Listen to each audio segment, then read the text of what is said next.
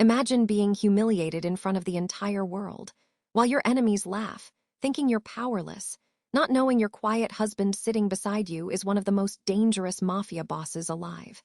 And they're about to find out the truth the hard way. There is a world that exists beneath the one most people see. It has no official maps, no legal addresses, no names printed in newspapers.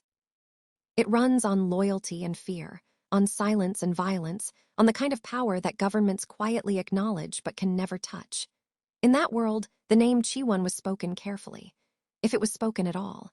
He was 34 years old, and by most measures of that hidden world, he was the king, not a loud king. Chiwon moved through rooms and people moved out of his way without fully understanding why. He made decisions that affected thousands of people across 3 continents, and not one of those people ever saw his face. He had built something strong and terrifying, and he had done it with patience, intelligence, and a coldness that he had decided to wear like a second skin. He had learned it from necessity, from loss, from the years when he was young and vulnerable. The world he grew up on had shown him, repeatedly and without apology, that softness was a liability and fear was a weakness. So he had buried his softness. He kept it somewhere deep and locked, and he told himself it was gone. He was wrong about that, like a woman named Mila Parker to prove it to him. The night that changed, everything began with blood. Not his blood, not directly. But the bullet that was meant for him came close enough that Chiwon felt the heat of it pass through the air beside his face. He stood very still in the aftermath, the chaos of his bodyguards erupting around him, and he thought with perfect clarity, "Someone inside my circle tried to kill me tonight." That thought was more chilling than the bullet itself. He could survive an enemy. He had survived many enemies, but a betrayal from someone who sat at his table, who ate his food, who called him by name, that required a different kind of response. That required him to disappear. Within 48 hours, Chiwon was dead. Not literally, but in every way that mattered to the world that knew him, the great and feared Chiwon had vanished. The rumors spread through the underground were carefully planted. An ambush, a body never recovered, a power vacuum opening like a wound. His enemies would celebrate. His allies would panic. And in the confusion, the real Chiwon, very much alive, is somewhere else entirely, watching, listening, hunting the traitor from the shadows. He chose a city far from his empire, a place where his face was not known. He rented a small apartment with thin walls and a radiator that clanged through the night. He wore ordinary clothes. He drove an ordinary car. He bought groceries at an ordinary market and nodded at neighbors who never gave him a second look. For a man who had spent a decade commanding rooms, the invisibility was strange. Sometimes it felt like peace. Sometimes it felt like suffocation. He spent his days doing what he did best, gathering intelligence, following threads, identifying the people who had wanted him dead, and, one by one, quietly ensuring that they would never try again. That was when he found her, or rather, that was when she came running pee. Mila Parker had spent her whole life being underestimated. Brilliant, quietly fierce, she had spent a decade running her father's company while he took the credit, and his new wife and stepdaughter took everything else. When her father tried to sell her into an arranged marriage to seal a business deal, Mila walked out the front door with one bag and didn't look back. The men her father sent found her 20 minutes later. She ran through rain-soaked streets, turned into a dead-end pathway and felt the walls close in until a hand reached from a dark doorway and pulled her inside. "Stay still, they'll pass." She stayed still. The men moved on. And when she turned to look at the man who had saved her, she found dark, watchful eyes and an expression she couldn't name. Not threatening, not quite kind, simply steady, like a man who has seen far worse than this and is not afraid of this. His name was Chiwon. He walked her 4 blocks through the rain, said almost nothing, gave her his jacket without being asked, and disappeared back into the night. She stood at the hotel entrance watching him go and thought, "I don't know anything about that man." It felt comforting and pleasant, like warmth. They found each other again. Then they stopped pretending it was coincidence. He listened the way no one in her life ever had, completely, unhurriedly, as if her words mattered more than whatever came next. She knew that he was controlled, that he chose every word with a care that most people never bothered with. She knew that he noticed things, small things, the way she rubbed her left wrist when she was stressed, the coffee she preferred, the books she reached for when she was happy versus when she was sad. She knew that she was falling in love with him, and she filed that under interesting because she didn't know what to do with it and she had enough problems already. She talked. He asked precise, intelligent questions. He offered almost nothing about himself, and she filed that under interesting as well without pushing. Their bond grew intense and both could not hide it anymore. They married in the second year. A small ceremony, almost no guests. She didn't want the display anymore. She wanted what she got, a man who looked at her like she was the most remarkable thing in an otherwise comprehensible world. She didn't know what she was marrying into. She knew only what was in front of her. What was in front of her was, by any measure, a good man. A quiet man who cooked and listened and never forgot anything she said. Their daughter came in the third year. They named her Mercy, because Mila said the world needed more of it. Chiwon held her in the evenings and told her stories in Korean and taught her, very early, the word for brave. He said it was the most important word. He said it the way a man says something he believes with his whole self. Yet outside their home, Mila's family continued their cruelty. Her father's scorn, her stepmother's manipulation, her sister's venomous envy. They were relentless. They saw only her as weak, unworthy. They tortured her in different ways, especially the father. He once said he hates her and that he never loved her mother. Both her and her mom irritated him. And she's incapable of holding the power she had inherited in her own right. Through it all, Chiwon remained a shadow of protection. Every insult, every slight was met with invisible countermeasures. He eliminated threats quietly, efficiently, leaving Mila unaware of the danger that had been extinguished before it could touch her. And yet, he never revealed himself, not his wealth, not his power, not the dangerous world he had walked away from. To her, he was the kind man who loved her, who saved her once in a stormy night, and had never let go. The ultimatum came on a Tuesday, in her father's corner office. Gerald Parker told Mila the company was collapsing. Find new international suppliers in 3 days, he said, and controlling equity is yours. Fail, and you leave with nothing. He said it pleasantly.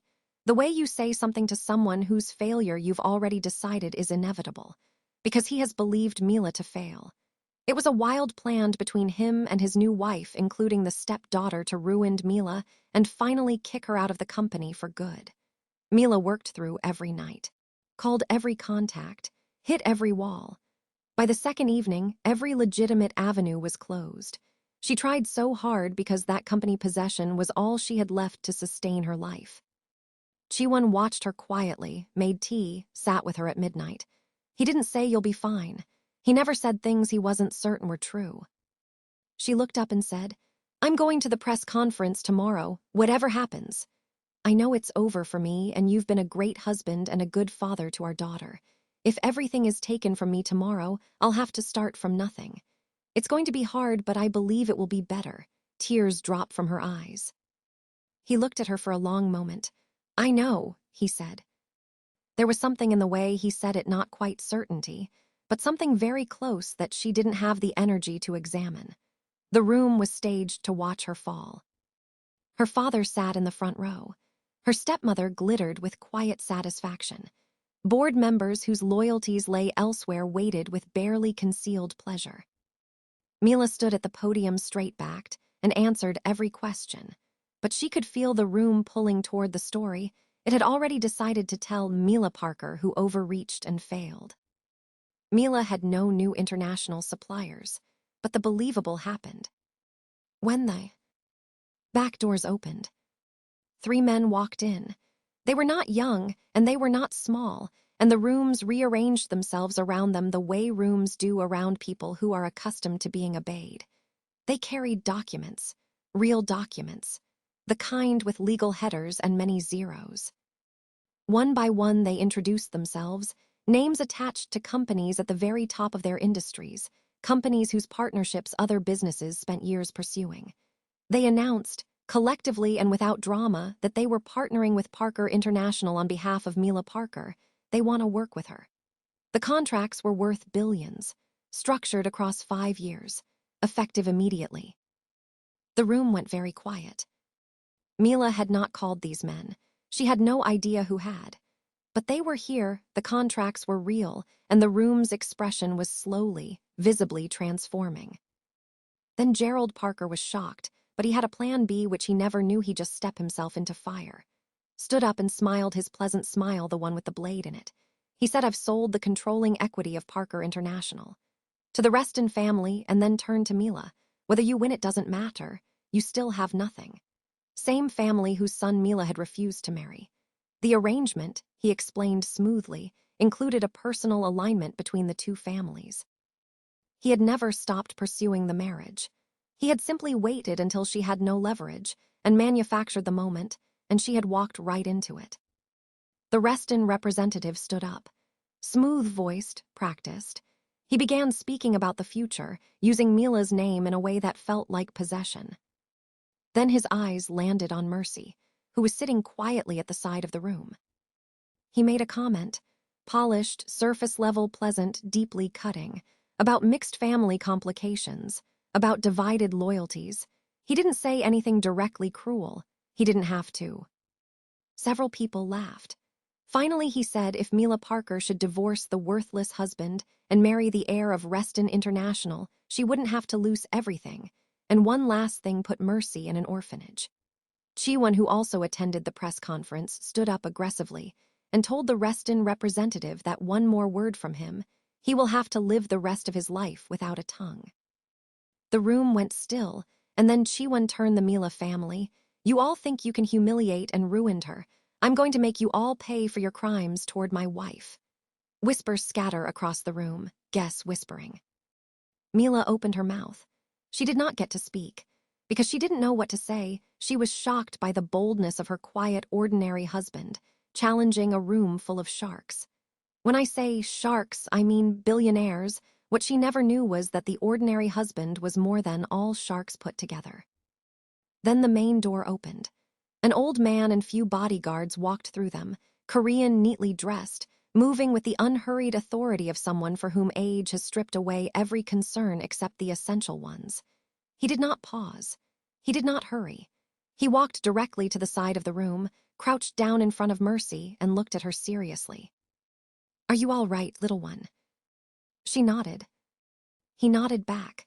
Then he stood, turned to face the room, and looked at the Reston representative with an expression of controlled fury that was infinitely more alarming than shouting. "You will stop speaking about this child. You will stop speaking about her mother, and you will leave this room." The representative blinked. "Do you know who I am?" "Yes," said the old man. "The more relevant question is whether you know who I am." He paused. "I am Chairman Kang, chairman of Kang Holdings, interests in 43 countries. He let that land. Then, "And that little girl you just made the subject of a very unwise joke is my granddaughter."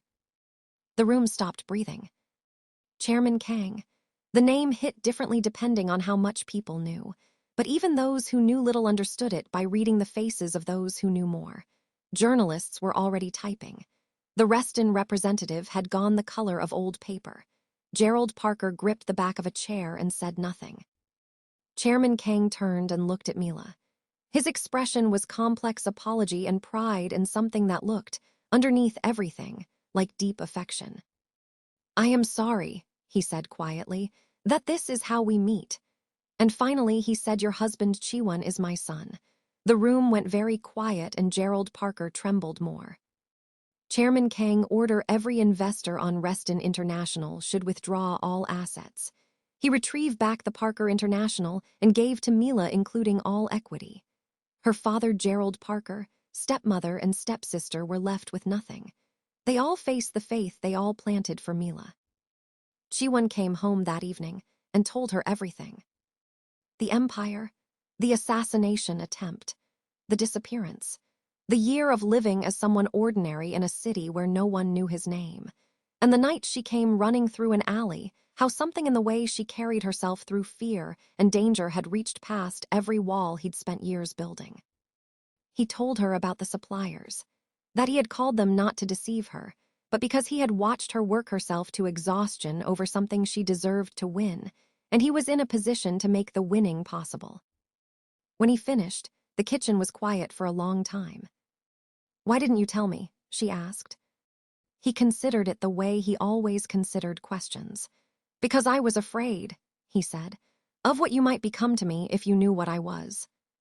She understood then the controlled, watchful man she had thought was simply reserved had been, in fact, just as frightened as she was.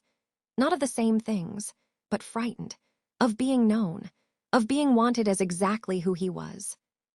She thought about every quiet thing he had ever done: the jacket in the rain, the midnight tea, the way he held their daughter like she was the most important thing that had ever existed. The way he had sat at her father's table and absorbed contempt without flinching, not because he was powerless, but because protecting her mattered more than making them understand their mistake. She stood, walked around the table, took his face in her hands. "You are the most complicated, infuriating, impossible person I have ever loved," she said. He closed his eyes. "I know," he said.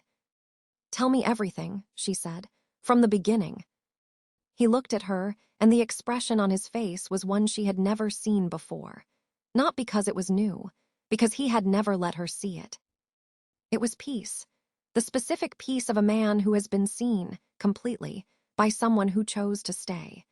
Mercy was laughing loudly, fully, with the abandon of a child who has never been given any reason to make herself small. Neither of them moved to quiet it. Subscribe to the channel so you never miss the next one.